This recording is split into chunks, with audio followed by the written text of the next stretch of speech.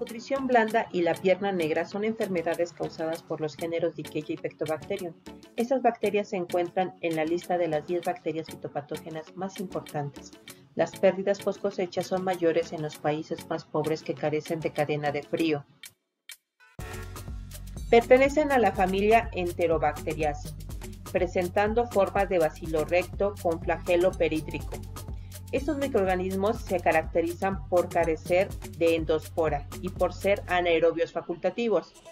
Son gram negativos. Su tamaño varía de entre 0.5 a 1 micrómetro por 1 a 3 micrómetros y sus colonias presentan una coloración blanca o amarillenta. Pectobacterium y Dickeya son conocidos actualmente como enterobacterias de la podredumbre blanda, SR por sus siglas en inglés, Soft Rot Enterobacteriaceae. Están compuestos de un grupo genéticamente diverso de patógenos vegetales que afectan a una amplia gama de especies vegetales. Y conforme pasa el tiempo, se están descubriendo nuevas especies de SRE y de nuevos huéspedes. Es quizás la razón por la cual estas bacterias se han diagnosticado en muchas regiones agrícolas, afectando frutales, cereales, vegetales y plantas ornamentales.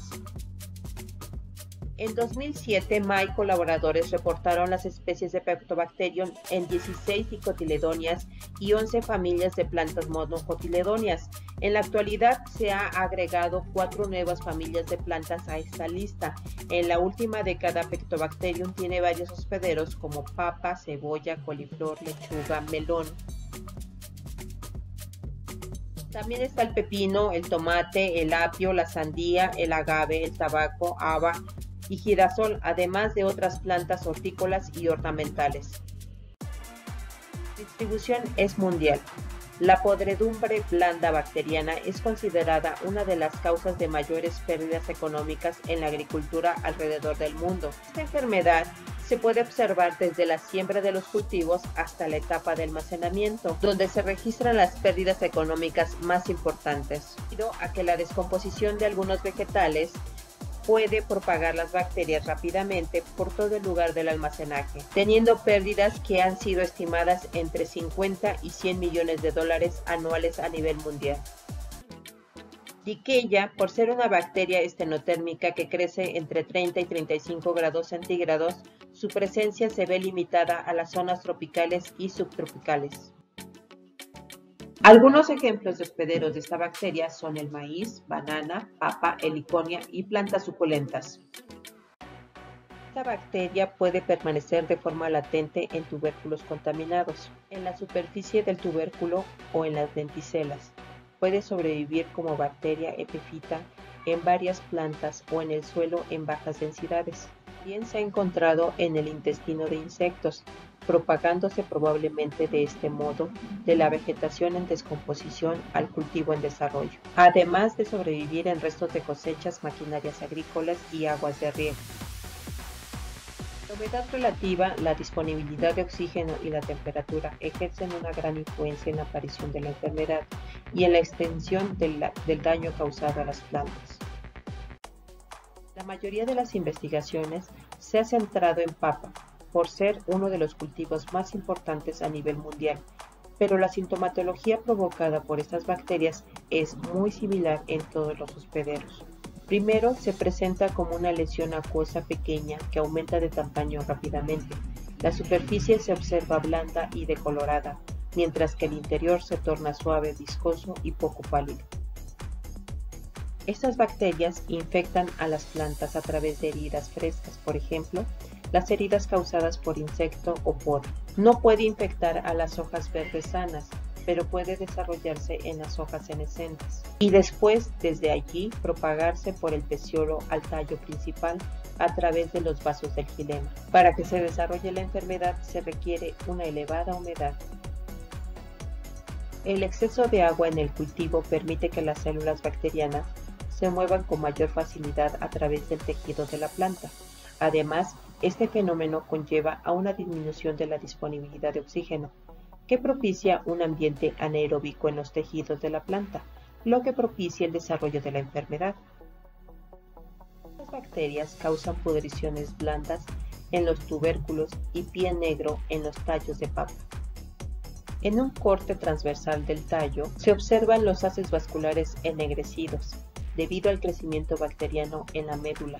En consecuencia, la médula se desintegra y el tallo se ahueca. Por encima o por debajo del tallo hueco, el tejido vascular mantiene su color normal. El resto de la planta presenta clorosis y marchitez. El síntoma puede alcanzar la raíz. La podredumbre del tallo se nota en primer lugar cuando las plantas se marchitan en el momento de la primera cosecha o después de esta. Si la planta consigue formar nuevos tubérculos, estos pueden estar infectados, pudiendo producir podredumbre blandas en campo o bien permanecer asintomáticos en el momento de la recolección. Durante su conservación en el almacenaje o en los circuitos de comercialización, la condensación de agua sobre los tubérculos debido a una mala ventilación puede generar condiciones de anaerobiosis, favoreciendo la multiplicación de las bacterias y la aparición de pudriciones blandas. En los frutos, las lesiones primero son pequeñas y deprimidas, acuosas y de un color marrón claro a oscuro. Son adyacentes a las heridas y a las aperturas naturales en el extremo del tallo. Más adelante, el fruto o bulbo se ablanda y el contenido de la lesión se vuelve líquido. Ahora vamos a conocer cuáles son los efectores que tienen estas bacterias para poder desarrollar esta sintomatología. Primero hablaremos del quorum sensing. Dicho sistema regulador permite que las bacterias detecten la densidad celular y la contención dentro de un microambiente. Así, de esta forma, pueden sincronizar las funciones de toda la población. El desarrollo de la enfermedad se debe a la acción de enzimas extracelulares, como la pectatoliasa, la poligalacturonasa, la celulasa y otras proteasas producidas por estas especies, que son capaces de degradar la pared celular de las plantas hospedantes. Estas enzimas tienen básicamente dos efectos. Uno de ellos es la mencionada anteriormente, que corresponde a degradar el polímero pectina, lo que conlleva a la separación de las células. El efecto secundario producido se manifiesta en la permeabilidad de las células. Estas, al perder su estructura normal debido a la desaparición de la lamela media, quedan expuestas a presiones osmóticas adversas del medio. Esto aumenta la permeabilidad y la pérdida del contenido celular, el cual queda a disposición para el avance del agente invasor, lo cual conlleva a la maceración de los tejidos y a la liberación de nutrientes para el crecimiento bacteriano. La actividad de estas enzimas, principalmente de la pectatoliasa, ha sido correlacionada con la patogenicidad y la virulencia de estas bacterias fitopatógenas. La acción general de estas enzimas es macerar tejido vegetal, lo que también explica en parte sus rangos de hospederos más amplios. Adicionalmente, estos patógenos secretan proteínas que promueven la muerte celular, tales como inductores de necrosis, conocidos como NIP y DSPE. Ahora vamos a conocer cómo se realiza el diagnóstico de esta enfermedad. Las muestras como tubérculos, bulbos, frutos o plantas con síntomas se lavarán con agua y jabón para eliminar contaminaciones como suelo. Como ya sabemos, Pectobacterium ehrlichia son organismos necrotróficos y por ende tienen un amplio rango de hospederos. Las imágenes que aquí te presento de melón, papa, piña, tomate y plátano presentan lesiones típicas causadas por Pectobacterium. Posteriormente se tomarán muestras donde se encuentre el avance de la enfermedad. Rodeadas de tejidos sanos se desinfestarán y se sembrarán en medios LPGA y CVP. El medio de cultivo a base de cristal violeta y pectato, CVP, es el medio semiselectivo más utilizado en el aislamiento de Pectobacterium ehrlichia. Las colonias bacterianas se pueden apreciar con una cavidad en la superficie del medio, debido a la metabolización de la pectina por parte de las bacterias. Las Características bioquímicas diferenciales que tienen Pectobacterium carotoborum, subespecie Carotoborum y subespecie Atrosepticum son el crecimiento a 37 grados centígrados que lo presenta Carotoborum y la producción de ácido a partir de alfa-metil D-glucósido que lo tiene Atrosepticum. Muestras asintomáticas. El análisis puede realizarse por serología, inmunofluorescencia, ELISA o ELISA con enriquecimiento. Para realizar las pruebas de patogenicidad, selecciona tubérculos sanos, desinfesta la superficie con etanol al 70% e hipoclorito. Bajo condiciones de esterilidad, coloca rodajas de 5 a 7 milímetros de grosor en cámaras húmedas. A una rodaja le realizarás una incisión en el centro y depositarás una asada de la suspensión bacteriana. Vas a incubar a 25 grados centígrados durante un periodo de 48 a 72 horas. Si la prueba es positiva, el tejido de la rodaja que fue inoculada perderá su rigidez y tendrá una consistencia butirosa. Ahora platiquemos un poco del manejo integral de la enfermedad.